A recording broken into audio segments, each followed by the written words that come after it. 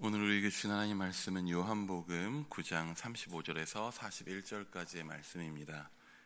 요한복음 9장 35절에서 41절까지의 말씀을 함께 보시겠습니다. 오늘 요한복음 9장 35절에서 41절까지의 말씀을 이승연 예경희 집사의 딸 청소년부 이예나 청소년이 봉독해 올리도록 하겠습니다. 예수께서 그들이 그 사람을 쫓아냈다는 말을 들으셨더니 그를 만나서 이르시되 네가 인자를 믿느냐? 대답하여 이르되 주여 그가 누구시오니까 내가 믿고자 하나이다. 예수께서 이르시되 내가 그를 보았거니와 지금 너와 말하는 자가 그이니라. 이르되 주여 내가 믿나이다 하고 절하는지라. 예수께서 이르시되 내가 심판하러 이 세상에 왔으니 보지 못하는 자들을 보게 하고 보는 자들은 맹인이 되게 하려 함이라 하시니 바리새인 중에 예수와 함께 있던 자들이 말씀을 듣고 이르되 우리도 맹인인가? 예수께서 이르시되 너희가 맹인이 되었더라면 죄가 없으려니와 본다고 하니 너희 죄가 그대로 있느니라. 아멘. 아멘.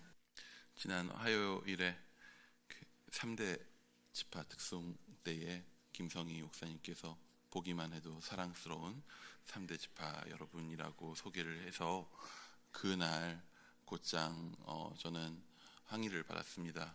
왜 1대 지파는 그렇게 소개해 주지 않느냐. 근데 따지고 보면은 1대 지파, 2대 지파, 3대 지파 특송이 다 화요일이라 다 김성희 목사님 설교였는데 제가 목요일에 나와서 1대 지파를 얘기할 수 없지 않습니까? 그래서 나올 때마다 어차피 다 사랑스러우시니까 보기만 해도 사랑스러운으로 소개하면 좋겠다라는 마음이 들어서 보기만 해도 사랑스러운 권사에 오늘 너무나도 감사합니다. 우리 박수로 격려할까요? 여러분 그렇습니다. 사랑스러움을, 아름다움을 확인하기 위해서는 본다라고 하는 작업이 필요합니다. 여러분 본다라고 하는 것의 소중함을 혹시 아시나요? 내가 보고 있다라고 하는 게 얼마나 소중한 일인가. 사실 무언가가 소중한 것을 알려면은 그것을 잃어버렸을 때를 생각해 보면은 알 수 있죠. 보지 못한다라고 하는 것에 그 고통과 어려움이 어떤 것인지를 알면 본다는 것이 얼마나 소중한 일인가라는 것들을 생각해 볼 수 있습니다. 저는 오늘 본문에 나오는 오늘 본문, 우리가 읽은 본문에는 이미 보게 되었지만 원래 못 보는 자였고 맹인이었죠. 그 사람만큼이나 못 보는 것의 어려움을 저는 알진 못합니다. 하지만 그 정도까지는 아니더라도 잘 안 보이는 것의 어려움을 저도 잘 알고 있습니다. 제가 지금 당장에 안경이 없어지면 오늘 말씀은 여기서 끝나는 거입니다. 요렇게 안 보이네요. 이래도 거의 안 보이기 때문에 안경이 없어지면 설교를 할 수가 없어요. 거의. 제가 30년이 넘게 안경을 쓰고 살아가다 보니까 이 평소에는 안경을 쓴 시력이 그냥 내 시력인 양 살아가고 있지만 가끔씩 위기를 맞이할 때 잘 못 본다는 게 얼마나 어려운 일인가, 잘 본다는 게 얼마나 소중한 일인가라는 것들을 깨닫게 됩니다. 예전에 운전을 하고 가고 있었는데 그 교차로에 신호가 걸린 김에 안경이 너무 더러워서 닦아야 되겠다 하고 교차로에서 딱 신호가 걸렸을 때 빨리 벗어가지고 닦았어요. 닦는데 뚝 부러지더라고요.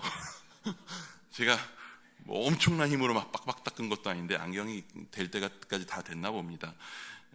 근데 뚝 중간이 부러져가지고 이게 중간이 부러지니까 쓸 수가 없는 상황이 되는 거죠. 문제는 뭐냐면 저는 안경을 안 쓰면 신호야 색깔만 구분하면 된다라고 생각하실 수 있지만 네 개의 색깔이 다 겹쳐 보이면은 이제 뭐가 켜졌는지 잘 안 보이게 되는 거죠.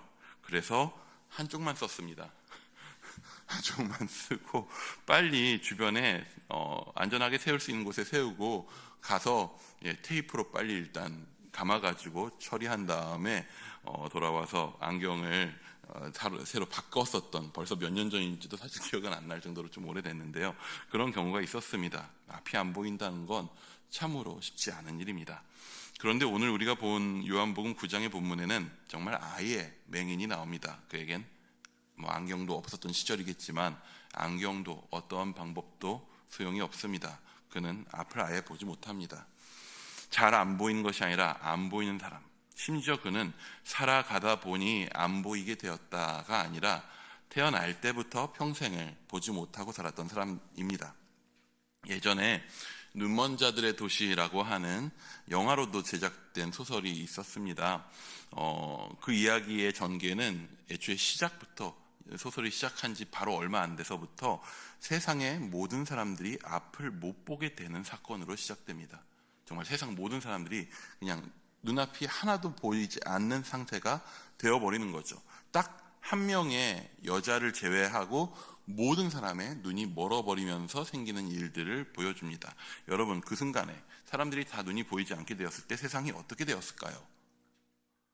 우리 지금 갑자기 눈이 다 보이지 않게 되어버리면 어떻게 될까요? 우리 일단 여기서 못 나갈 겁니다. 나가는 것도 너무 위험하고요. 여기에서 버티고 앉아 있어야 될지도 모릅니다. 당장에 세상 모든 사람들이 눈이 멀어버리자 온통 사고와 난리가 가득해집니다. 도로는 온통 사고고 비행기도 추락하고, 애초에 모든 사람들이 앞을 본다는 것을 기반으로 형성된 세상이기 때문에 모두가 눈이 멀어버린 순간 그 세상은 10분도 유지될 수가 없었습니다. 그 안에서 홀로 눈이 보이는 한 여인은 거의 초능력자와 같은 능력을 지닌 상황이 됩니다. 모두가 보지 못하는데 혼자 보니까요. 그럼에도 그 여인은 너무나도 힘겨웠고 괴로웠습니다. 온 세상이 눈이 멀었는데 홀로 볼 수 있다는 사실은 그녀를 외롭게 했고, 망해버린 세상을 눈으로 보고 그 어찌할 수 없는 상황을 자신이 감당해야 한다는 것이 너무나도 힘겨웠던 것입니다. 온 세상이 눈이 멀어버리고 홀로 볼 수 있는 여인도 그렇게 힘든데, 온 세상이 눈을 뜨고 보는데 홀로 보지 못하는 사람의 삶은 어땠을까요? 그는 다른 사람들과 같은 삶을 살아갈 수 없습니다. 같은 조건으로 경쟁할 수 없고 같은 것을 누릴 수 없습니다. 모든 사람이 앞을 본다는 것을 기반으로 형성된 사회 속에서 그는 모든 순간에 불리한 처지에 놓이게 됩니다. 몸과 생활만 불편한 것도 아닙니다. 날 때부터 앞을 볼 수 없는 처지에 처했다라고 하는 사실은 주변 사람들의 마음 또한 함께 불편하게 하기도 했습니다. 원인을 알 수 없는 고난, 왜 이 사람이 이러한 일을 겪게 되었는가, 이 정리해낼 수 없는 불행 앞에 사람들은 불편해하지 않습니까? 우리가 너무나도 잘 봤죠. 욥기를 통해서 욥의 친구들이 욥을 바라보면서 어떻게든 그 상황들에 대한 해답을 찾으려고 없는 죄도 욥한테 뒤집어 씌울 정도로 그 상황은 굉장히 답답합니다. 원인을 알 수 없는 불행. 유대인들과 같은 종교적 배경이 강한 사회 속에서는 더더욱 그렇습니다. 이런 불행에 대한 사회적인 정답들이 요구됩니다. 그래서 당장 제자들도 오늘 본문에 나온 그 맹인을 처음 봤을 때에 예수님한테 이렇게 질문합니다. 우리 9장 2절의 말씀, 오늘 9장 전체를 좀 볼 텐데요. 2절 말씀을 한번 같이 읽어보겠습니다. 시작.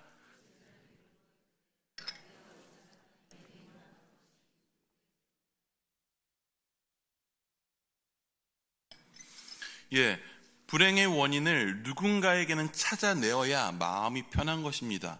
개인적으로도 그렇고 종교적 사회였기 때문에 당장에 어떠한 일이 발생했을 때, 특별히 어떤 임팩트가 있는 불행한 일들이 발생했을 때에 사회적인 어떠한 맞는 것과 틀린 것의 답을 훨씬 더 많이 요구하는 사회였던 거죠.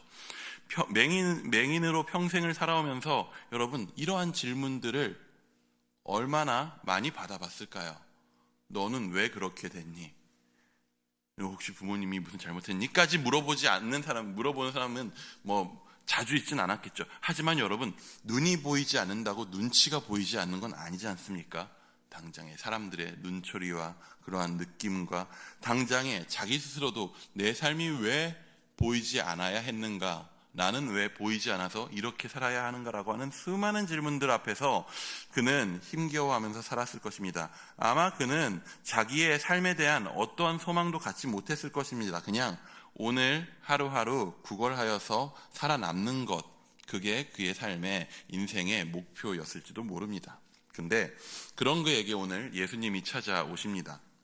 침을 뱉어서 진흙을 만들고 그의 눈에 바르시고 실로암이라는 못에 가서 씻게 하십니다. 그리고 그 맹인은 밝은 눈으로 오늘 돌아오게 됩니다. 평생을 보지 못하던 사람이 눈을 떴습니다. 앞을 보는 사람이 되어서 돌아왔습니다. 그러면 여러분 당연히 환영을 해주고 축하를 해줘야 할 일이잖아요. 근데 그 주변의 사람들은 놀랍게도 의아함을 먼저 표현합니다. 자기들이 이해했었던 세계 속에서 그냥 이 사람은 죄의 대가를 치르고 있는 것이었거든요. 근데 그가 눈을 뜨고 나타난 거예요. 자기들이 이해하는 세상의 법칙에 혼란이 온 거죠. 그러다 보니까 그를 바라보면서 뭔가 잘된 것은 같은데 저 잘된 일들을 잘된 일인지 인정할 수가 없는 거죠. 그래서 자기들의 이 혼란을 잠식시켜줄, 가르침을 줄 종교 지도자들에게 그 눈을 뜨게 된 자를 데리고 갑니다. 바리새인들에게 데려가죠. 근데 여러분 또 어떻습니까? 하필 예수님이 이 병자를 고치신 날이 어떤 날이죠? 안식일이었습니다. 굳이 예수님이 또 안식일에 병자를 고치셨어요. 바리새인들의 이해 속에서 안식일에 병을 고치는 것은 범죄입니다. 근데 눈을 뜨게 된 것은 또 뒤에 앞부분에 나온 말이지만 창세 이후엔 처음 있는 또 놀라운 기적입니다. 그래서 그들은 또 혼란에 빠집니다. 아예 눈을 뜨고 온 그 이가 이전에 맹인이었었던 구걸하던 그자다라고 하는 사실조차도 부인하고 싶어 해요. 그냥 그 사실 자체가 세상에서 없어졌으면 좋겠나 봐요. 그래서 그의 부모들까지 데려와서 네 자식이 맞냐? 얘가 정말로 눈이 먼 채로 태어난 게 맞냐? 여러분 오늘 이 사람이 눈을 뜬 날입니다. 되게 기쁜 날이에요. 근데 이런 신문을 부모까지 불러가지고 당하고 있는 상황인 것입니다. 평생을 어둠 가운데 있다가 이제 보게 된 이를 향해 너의 치유는 잘못된 일이라 말합니다. 너를 고친 그 이는 죄인이라 말합니다. 맹인이었던 이는 그저 자신이 경험한 것을 거기에 담담히 말할 뿐이죠.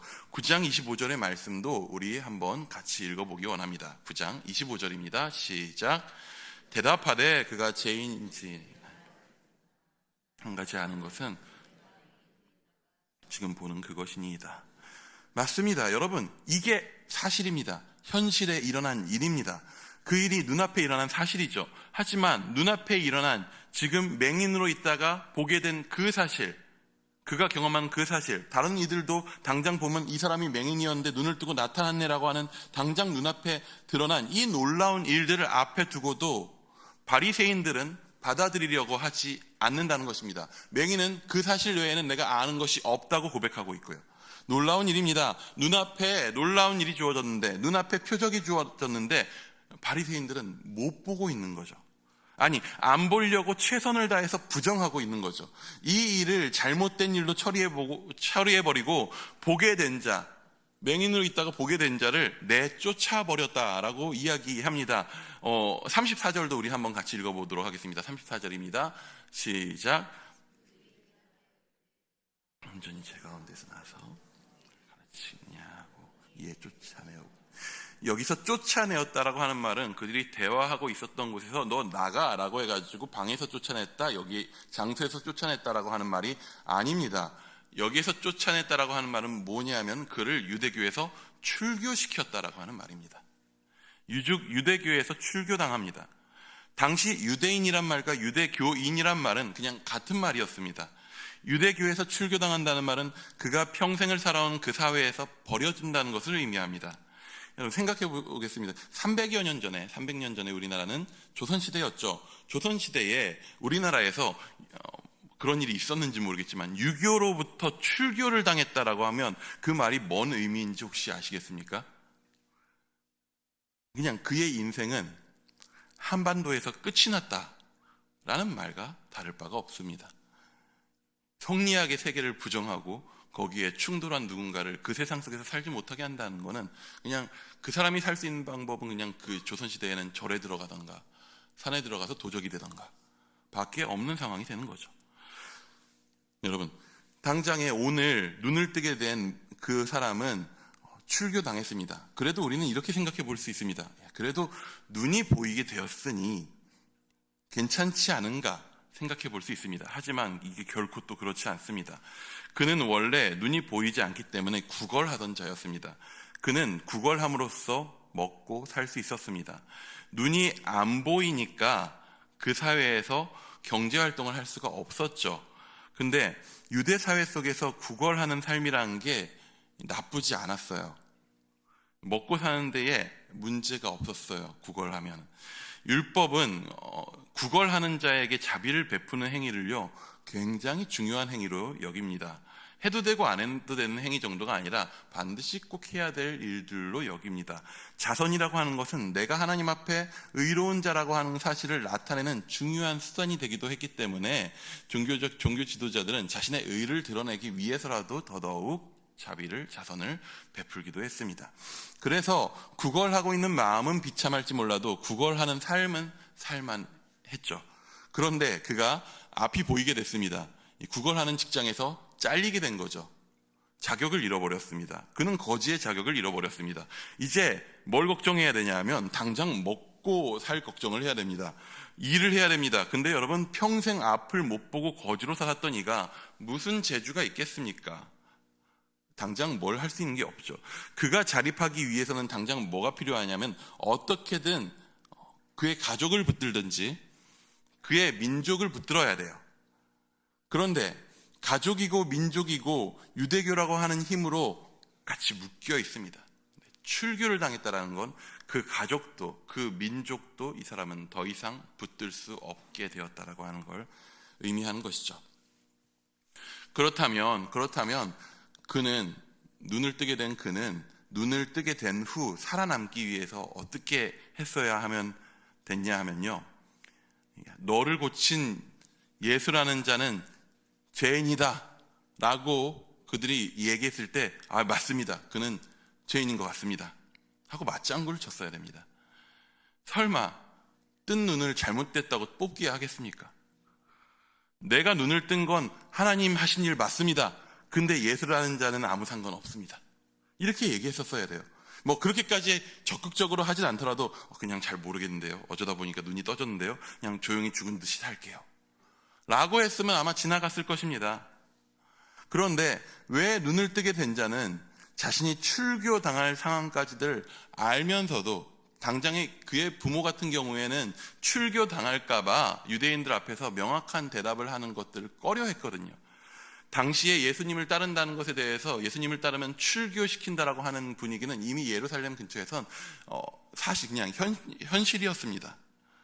근데 그는 눈을 뜬 자는 출교당할 것까지를 알면서도 이제 눈 뜬 채로 굶어 죽게 될 상황에 처하면서까지 그렇게까지 예수님이 자신의 눈을 뜨게 하셨다는 사실을 굽히지 않고 고백을 했을까요? 왜 그렇게까지 했을까요? 오늘 우리가 함께 읽은 본문은 그 쫓겨난 자에게 예수님이 찾아오시면서 시작됩니다. 그는 실로암에서 눈을 뜨게 되었기 때문에 자신을 실로암에 보낸 예수님을 아직 직접 본 적이 없습니다. 그래서 어떻게 생기셨는지 모르죠. 근데 그에게 예수님이 찾아옵니다. 처음엔 그가 예수님인지 몰랐겠죠. 본 적이 없으니까. 그가 묻습니다. 예수님이 묻습니다. 너의 눈을 뜨게 한 인자를 너는 믿느냐? 그가 대답합니다. 그가 누구입니까? 정보를 알고자 하는 것이 아닙니다. 그가 누군지 보기 원하고 만나기 원하는 것입니다. 이제 앞을 보게 된 자신의 눈을 통해 자신의 눈을 띄운 어둠 가득했었던 자신의 삶에 빛을 비춰준 그분을 보기 원하는 것입니다. 그 예수라고 하는 일을 보기 원하는 것입니다. 그리고 그 예수님을 믿고자 하는 것입니다. 이에 예수님이 말씀하십니다. 내가 지금 그를 보고 있고 내가 지금 그와 말하고 있다. 그러자 예수님을 본 맹인이, 예수님임을 확인한 맹인이었던 자가 어떻게 반응합니까? 우리 38절 말씀도 함께 읽어보기 원합니다. 38절입니다. 시작. 주여 내가 믿나이다 하고 절하는지라. 여러분, 그는 마치 지금 세상을 다 얻은 것처럼 행동합니다. 예수님을 발견하고 그를 보고는 그 앞에 절하며 내가 믿겠습니다. 이것은 내 평생을 두고 따르겠습니다라고 하는 표현입니다. 세상을 다 얻은 사람처럼 지금 행동합니다. 사실 그는 따지고 보면 지금 세상을 다 잃은 사람입니다. 그는 의지할 가족을 잃었고 함께 해왔었던 민족을 잃었고 살아왔었던 그 사회를 잃어버렸습니다. 그런데 지금 자신의 뜬 눈에 예수를 담고 자신의 귀에 그의 음성을 들으며 자신의 삶을 예수님 앞에 드립니다. 마치 모든 것을 다 얻은 사람인 것처럼. 어떻게 이럴 수 있을까요? 예전에 청소년부에서는 나눈 적이 있었던 이야기인데 제가 예전에 경험했었던 이야기를 잠깐 나누고자 합니다. 지금으로부터 18년 전 제가 22살 때에 저는 청년부 찬양팀의 리더였습니다. 고등학생 때부터 학교 동아리나 이제 축제나 그런 곳에서 계속 찬양 인도들을 했었고 교회에서도 찬양 인도를 해왔습니다. 그러니까 한 22살 때였지만 경력이 한 4, 5년 된 거죠. 네, 잘했었습니다. 지금으로서 그때의 저를 그냥 보면 지금의 제가 22살에 그렇게 하고 있는 친구를 보면 너 잘한다라고 할 만큼 잘했습니다. 그해 여름 청년부 여름 수련회 때였습니다. 당시 있던 교회 수양관에서 3박 4일씩 수련회를 했습니다. 첫째 날 밤 집회, 둘째 날 밤 집회를 인도하면서 점점 좀 힘들었습니다. 다른 어떤 것보다도 몸이 힘들고 목소리가 점점 가고 해서 뭐 그런 것 때문에 힘든 것보다도 마음이 너무 좀 힘들었어요. 그래서 셋째 날 아침에 조별 묵상 모임을 하면서 사람들한테 그런 나눔을 했습니다. 찬양을 인도하고 예배를 드리는데 사람들이 너무 보인다. 사람들의 반응이 보이고 은혜 받는 모습을 보고 찬양하는 모습을 보면서 이게 마치 내가 잘 인도해서 이렇게 되는 것 같고 그 분위기를 보면서 뭔가 내가 가진 능력으로 그 시간을 이끌어가 보려고 하는 그런 마음들이 든다. 그래서 사람들이 보이는 게 너무나도 힘들다. 불편하다. 그래서 차라리 앞이 그냥 안 보이면 좋겠다. 아무것도 안 보고 하나님만 바라보며 예배드리면 좋겠다. 여러분 할 수 있는 말 아닙니까? 그런데 우리 신실하신 주님은 그 기도 제목을 그날 이루어 주셨습니다. 낮 시간에 물놀이 시간에 안경이 부서졌습니다. 하나님께서 안경을 부셨어요. 수영장 벽에 부딪혔습니다. 그러니까 이제 이렇게 부딪혀서 깨지니까 상처도 났죠. 치료하고 어쩌다 보니까 저녁 식사 시간이 되었습니다. 그 수양관은 포천 산속 구석에 있어서 전화도 터지지 않았고 안경점이 어디 있는지도 알 수 없었고 당시에는 안경을 20분 만에 만들어내는 그런 시절이 아니었습니다. 앞이 안 보입니다. 진짜 지금 시력과 같았기 때문에 앞이 거의 전혀 안 보입니다. 그러니 행동도 불편하고 하니 저녁을 먹고 식당 앞에 나와서 먼 산을 바라봅니다. 산도 희뿌옇게 잘 안 보입니다. 거기에 앉아가지고 먼 산을 바라보면서 이 일을 어떻게 해야 되나. 1시간 뒤에 이제 연습을 하고 찬양을 인도해야 되는데 악보도 안 보이고 옆에 있는 세션들도 찬양팀도 안 보이고 심지어 그때는 이미 이틀간 찬양 인도하면서 목도 다상해서 목소리도 거의 잘 안 나오던 상황이었습니다. 눈도 안 보이고 목소리도 안 나오면 안 해야죠.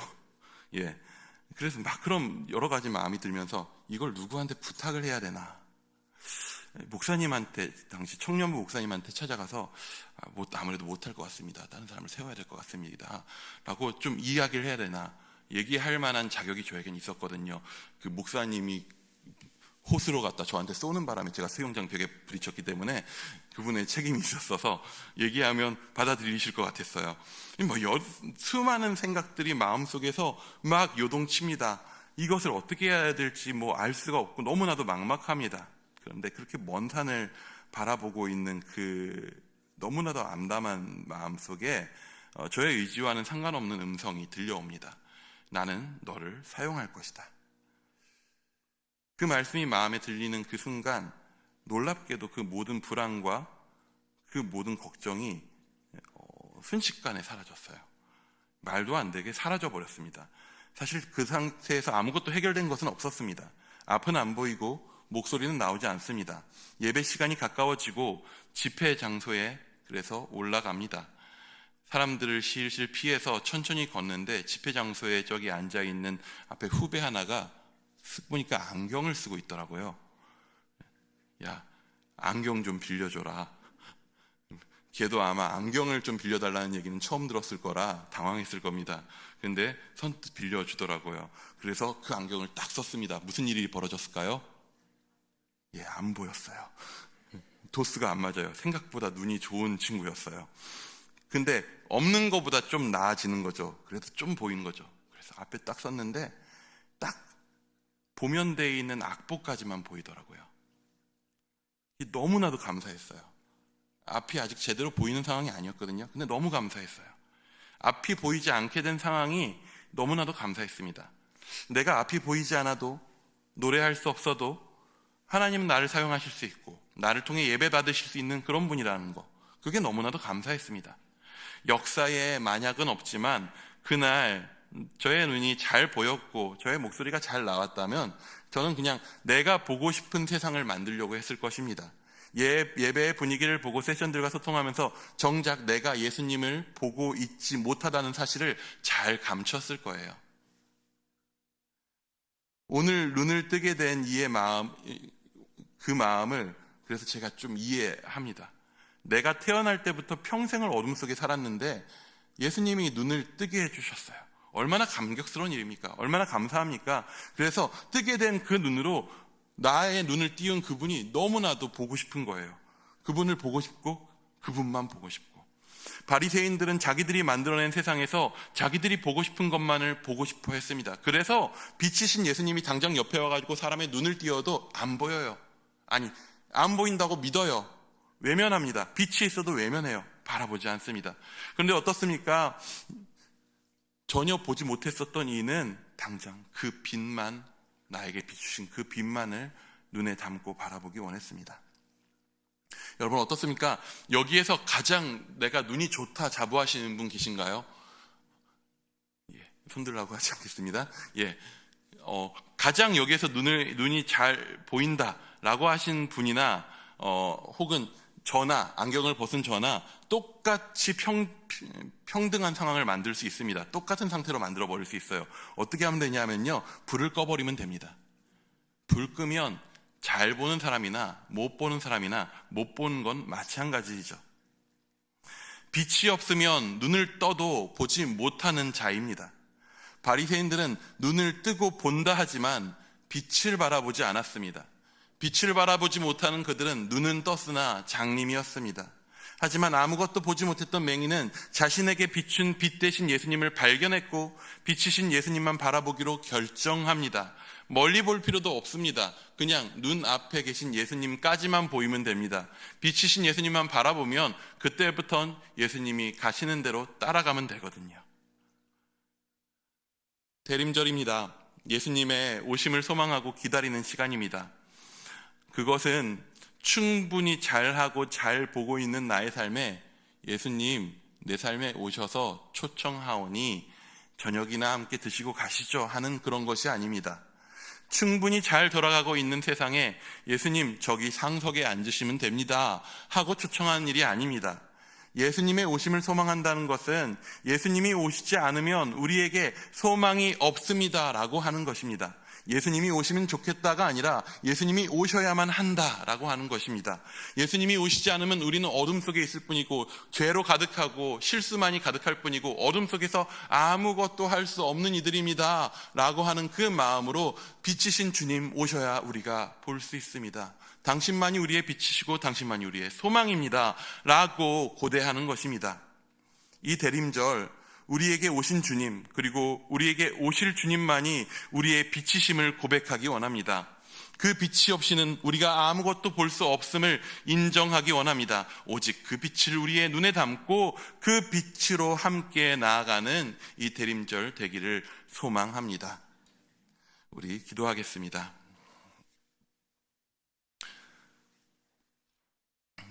주님만이 우리의 빛이십니다. 우리가 본다 하며 세상 가운데 살아가지만 예수님을 외면한 채 내가 내 눈으로 그냥 보이고 보기 원하는 것만을 위해 살아갈 때 우리는 이 땅 가운데 맹인처럼 살아갑니다. 주여 참된 빛으로 우리에게 비추어 주시옵소서. 예수님이 우리의 빛 되심을 보게 하시고 오직 그 예수님만 따라가게 하여 주시옵소서. 예수님 안에서 우리 가운데 비추는 그 빛으로 인하여서 우리가 참된 기쁨과 감사를 누리며 매일매일을 살아갈 수 있도록 인도하여 주시옵소서. 죄와 어둠과 실패로 가득했었던 그러한 인생 가운데에서 빛으로 우리 가운데 비추신 그 주님의 다시 오심을 우리가 또한 소망합니다. 주님 아니면 우리에게 소망이 없사오니 온전히 그 주님만 바라며 오늘 빛 되신 주님 따라가게 하여 주시옵소서. 예수님의 이름으로 기도드립니다. 아멘.